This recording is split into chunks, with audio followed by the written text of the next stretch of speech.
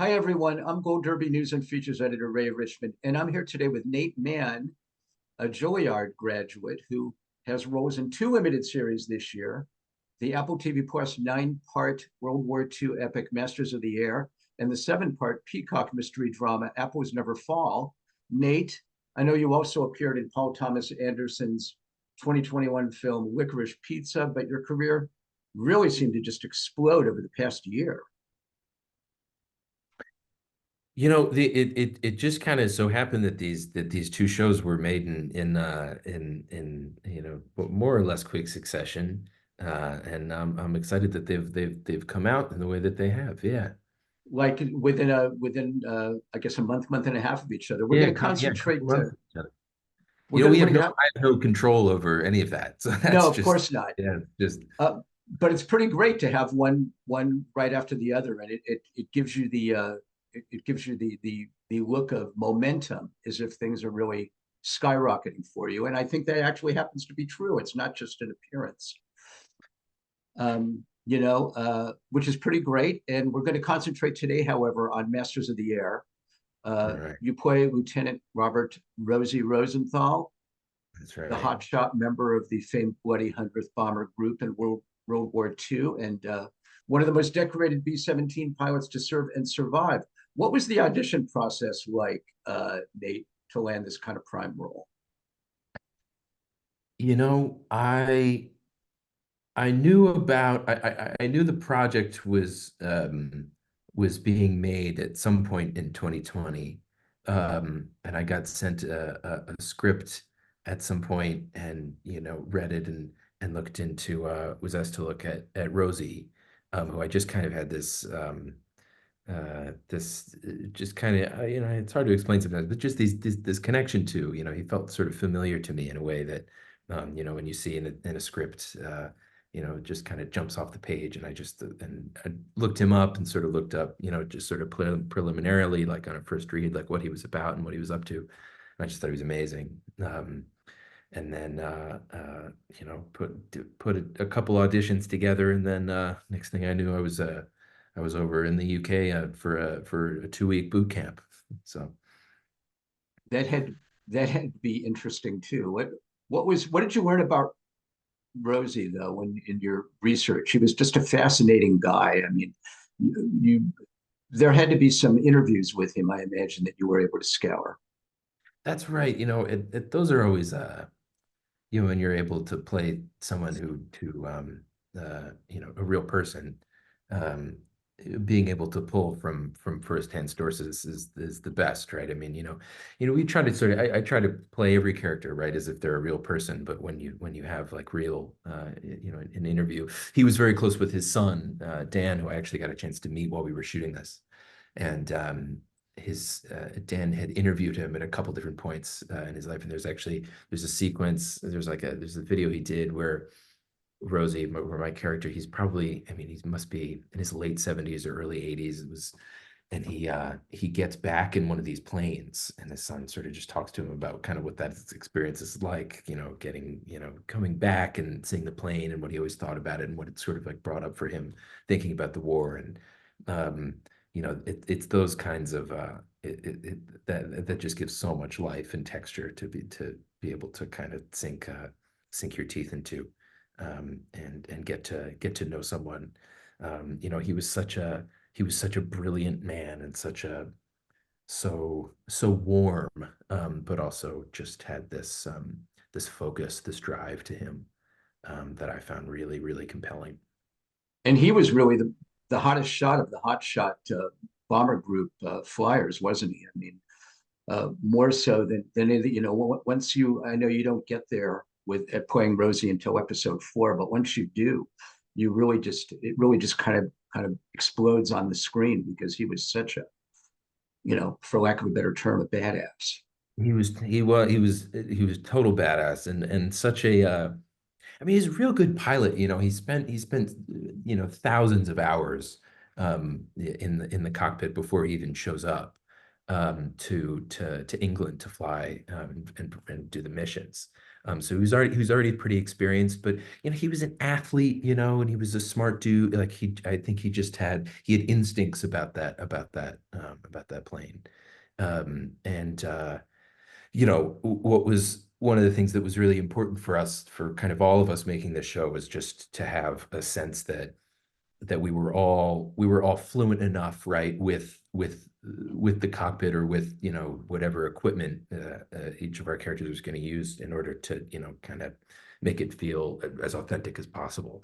And I think if you play somebody like Rosie, that becomes extra important because he really knew his way around. And so I worked a lot with the military advisors, guy called Ty, who's just brilliant and has flown those planes, who I could kind of like walk Oh, equal to. are you talking about Dale Dye? No, not Dale. This is Ty, who Oh, a was different guy. yeah, different guy. No, yeah, Dale ran sort of the like boot camp component, and was kind of present throughout the whole shoot. For like I mean, this show was there was hundreds and hundreds of actors, and everyone had to kind of understand sort of the rank and file and the life of the base, and Dale was really in charge of that. Just He was around for the Pacific too, I remember. That's Um, right. Yeah, no, he's sort of like founded military advisory in film and TV, as far as I understand it. And he's yeah, talk about badass. That guy's oh that my guy's God, yeah. for sure. How deep, uh, Nate? How deep was your own dive in educating yourself about the B-17? Did you kind of immerse yourself in every aspect of the flight simulator? Everything I could, I mean, again, it's one thing to play a pilot, and it's another thing to play a really great pilot. And the only way I knew I could feel comfortable and confident, when we were shooting, a particularly challenging sequence, where the plane is doing a series of maneuvers. I mean, we were strapped into these cockpits connected to these hydraulic gimbals, and we had screens going around. So there was an element of physicality to it. And then through all of that, you have to maintain, the kind of composure that he pretty astoundingly had. So I had to know, where to reach, where to look, what to pull, how everything worked as best as I could, without having actually, ever been up in the air in one of those machines. But that's some of the best stuff about getting to do this job, though. Is just, I felt like I felt like a little kid sitting in that cockpit for the first couple months, just being like, oh yeah, like, if I had said it to my 10-year-old self that I would be messing around with one of those things, he would have been pretty happy. And getting paid good money to do it. Yeah, sure. Was it true that Rosy Squad flew in their underwear due to the heat when they were training in the South? That is true, and it's something that I didn't know. John Orloff, who wrote the series, and spent years and years, researching the hundreds, researching these guys, getting to know their families. He went so deeply into kind of like the world of the 100th Bomb Group, obviously, to make the show. But there was so all of these kinds of little facts emerged about these guys that, like, that was one that, like, I didn't know until I read the script, and I was like, "Where'd you learn that?" And he was like, "Oh yeah, that's true." I mean, it was pretty common, actually, as far as I understand it, when they were doing training stuff in the South, because it's just so hot. It kind of makes sense. They weren't just wearing their bomber jackets all that. Well, thank God, because if it's like in 110 degrees, Yeah, yeah, and there's no they're going no to no pass out. AC, no AC in one of those things. No. You guys look so cool too in those bomber jackets. Though when you the other side of the underwear is wearing those jackets, and it's impossible for a guy to look anything less than completely cool wearing one of those things. Yeah, they've stuck around, haven't they? I mean, maybe that's the ultimate testament is people, I probably walked by five guys today wearing bomber jackets. Yeah. And they weren't within 10,000 miles of a bomber. At least Yeah. you actually portrayed someone in a bomber. Somewhat, yeah, sure. Um, so again, we don't meet Rosie until episode 4 of the series, and I guess COVID was still raging during your shoot, right? So did you have to quarantine while kind of waiting your turn, to start shooting? Yeah, I mean, I think every production that was shooting during that time, you know, the COVID aspect was such a serious element, such a you know, like kind of like just a serious part of making the show. Um, you know, and all that meant was sort of like we were, when we traveled, we quarantined and we stayed together and we couldn't really venture outside the zone. But the show took so long to make that by the end of it, you know, a lot of things had opened up. And you know, the world looked very different at the start of this project than it did, or that it did at the end. Yeah. Something that that the real guys you're portraying didn't have to worry about, COVID. But boy, did they have a lot to worry about. That was the thing is, I mean, did it give you a taste of what they being, even just portraying these guys, Nate? Did it give you even a tiny taste of what it must have been like for them? I suppose that's my job at the end of the day, is to get as much of that taste as possible. You know, obviously the experience of being in the air and you know, being genuinely shot at and shooting back at people who are trying to kill you is not what was happening for us. But it's the kind of that's the kind of the stakes of that situation, right? Is our job to kind of like bring to life as much as we could. And you know, from kind of top down on this whole production, that was the story, right? From the life of the base, right? What was it like for these men to bring that loss, just, you know, to sleep with them every night and wake up and see who was, you know, who was there, who wasn't, you know. And then ultimately, I think like the question that I kept coming back to was what gets you back in the plane after, you know, after something, you know, a particularly precarious mission. And in fact, mission after mission after mission, right? So, you know, I mean, these men, you know, that generation, you know, they didn't speak they didn't speak too much in sort of like the language of trauma that we have today, and sort of you know, our They didn't understanding talk of. about PTSD or any of that. No, no, it wasn't. I mean, it wasn't really They called it shell shock, I think. But even yeah, still, you know, and the Air Force had like a few different names, you know, that they had to kind of coin. You know, they'd say things like combat fatigue and things like that, or flight fatigue. And you know, and now those things seem antiquated, and they are, in fact.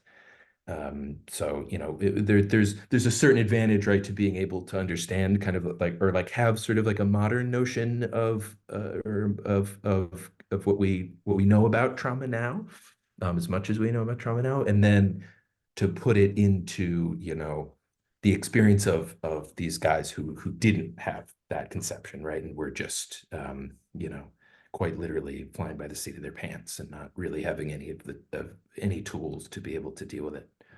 Um, it really comes across. I mean, just the fraught nature of everything you're going through, and the fact that the Bloody Hundredth was so decimated in its ranks by by death. All of that really comes across vividly. I mean, it's a real testament, I think, to the actors, to you, and guys like Austin Butler and Barry Cogan and Callum Turner and Anthony Boyle. How did you get on with those guys? Did it feel like a little bit like you were in the military together? Did you become kind of a band of acting brothers, so to speak? You know, I think Austin and I were, I mean, there were only a few Americans on that whole project. A bunch of the guys had just known each other from drama school or this or that. I mean, the UK actor scene is different from the American one. And so it was kind of one of the best parts about the whole job, and especially because it went, you know, because it was a long shoot, was just we were able to spend so much time together, often in quite close quarters. I mean, you know, Josh Bolt, who played my co-pilot, and I are still friends. I'm going to see him actually pretty soon. And we spent, you know, literally weeks together, up, you know, in these on this gimbal. So that all, we all, by the end of it, everyone yeah, it was real close by the end of it. When Yeah. you're on that kind of a lengthy shoot in such close quarters, it's inevitable you become close. Yeah. Yeah. Um, Nate, from what I understand, you're half Jewish on your father's side. Is that correct? That's right. Yeah. And of course, Rosenthal himself was Jewish, though it's not much discussed that much in the series. This scene in the finale where you wander into the Polish concentration camp and see the dead bodies and the striped clothing and the gas chamber and had a harrowing impact on your character. And I imagine um, on you too as somebody who has Judaism in their bloodline. Yeah, I mean, when you play a character like that, I mean, it sort of uh, you have to sort of like ask questions about that part of your identity and about your family and your family's history, and sort of it brings up kind of as I just kind of like went to my family and talked about sort of where all, like my great grandparents and my grandparents and where everyone was when the war was happening. And I learned some sort of just some stories and some facts about my family in relation to that war, that I had always heard a little bit of, right? But then, really came to fore in a way that's, pretty just just you know it's horrible, it's horrible to learn those things. And then obviously in the context of the story and the story we're telling, right, is one where, like Rosie's awareness, right, of the Holocaust at any given moment in that war, right, it isn't quite as and this is true for a lot of the guys that were fighting, but isn't quite as, clear as the picture became when the war was finished, right? Right. Yeah, that's the thing is we always assume everyone knows these things, and it's like, oh, hey, it's 1944. It's going to end in a year. It's okay. Yeah, They yeah, didn't know it right. was going to end in 45. No, and not, I mean, and people knew that the camps existed, right? But it wasn't until quite late in the war that people understood just the The scale and the extent. extent of it. Exactly. And Oh so my that God. that sequence you're talking about in nine is sort of like, and my job in approaching that sequence was sort of like, what would it be like to sort of like have this realization of what's happening to your people, right, in real time, and being forced against your will to connect the dots of the atrocity. So it was a challenging sequence, but also, one that's sort of satisfying insofar as is you get to kind of look at yourself and connect to my family in certain ways. Yeah. Did you find out that did your family lose people in the Holocaust? Yeah, well, my great grandfather emigrated from Hungary, and this was in the 1910s, and then he didn't, or slightly before that actually, and then he didn't see many of his family ever again. And there's more to that story. I mean, he had to go back at one point, but I mean, just I remember talking to my aunt while I was preparing for the role, and her, she just, was able to kind of like lay out for me, uh, his how what that was like for him, right? And so far as he was able to talk about it and talk about that with his family, and how he must have dealt with it. So that was it's remarkable, but it's also yeah, it's not certainly it's trying. And Rosie himself, after the war, joined the prosecution team as a lawyer that prosecuted the Nazi war criminals at Nuremberg. So that's how he dealt with it, huh? Yeah, that's right. No, he spoke about it in such a cool way because there's an ice cream truck, by the way, passing down the street. So if you hear a fun jingle, How cool. yeah, um, I won't get an ice cream. I'll I don't skip the want ice. I don't want to keep you from No, yeah, no. If we could just like, I'll be back in 5 minutes. No, no, what were we talking about? Sorry, I was really just trying to so find no, this. we were talking about how Rosenthal joined Yes, the prosecution Nuremberg, team at of Nuremberg. course. He spoke the way he spoke about it was, he for him that just the war wasn't finished, right, until he was able to get into to look these men in the eyes, right, like to look the sort of like the heads the Reich in the eyes and say, you know, we've got you and you're finished. And it's again, just another testament to the kind of dude he was, that the war ended and he talked about going home and how exhausted he was. But only a couple months passed and he decided to pick up the phone and get in touch with the general and say, I want to, you know, I want to be part of the team. And on the way, he ended up meeting his wife, which is just another Wow. just But he astonishing. he needed to do the right thing. He knew that was the right thing. Yeah, yeah, exactly. What do you think Rosie would have thought of your portrayal of him? Boy, what a great question. Um, You know, I hoped I think it would be very strange for anyone to watch. So, you know, it's something we don't really think about, but like, you know, if you watch someone try to be you in a TV show or something, it's probably pretty bizarre. And you'd be, I mean, at least I would be quick to be like, oh, do I really do that? Like, is that For really what sure. happened? You know, you'd be like looking for, you'd have just kind of a sense of it. But I hope through that he would feel just sort of seen and understood to some extent. And um, I hope, you know, with a sense that, you know, the difficult choices he made, he had to make for the people, for his people, and for the guys around him and the people around him, and that kind of those relationships. I hope those would have, you know, been satisfying for him. Good answer. I Mhm. think we're actually going to leave things there. You can see Masters of the Air streaming in its entirety over Apple TV Plus. Nate Mann, best of luck to you this Emmy season. And thanks for joining us at Gold Derby. Thank you so much, Ray.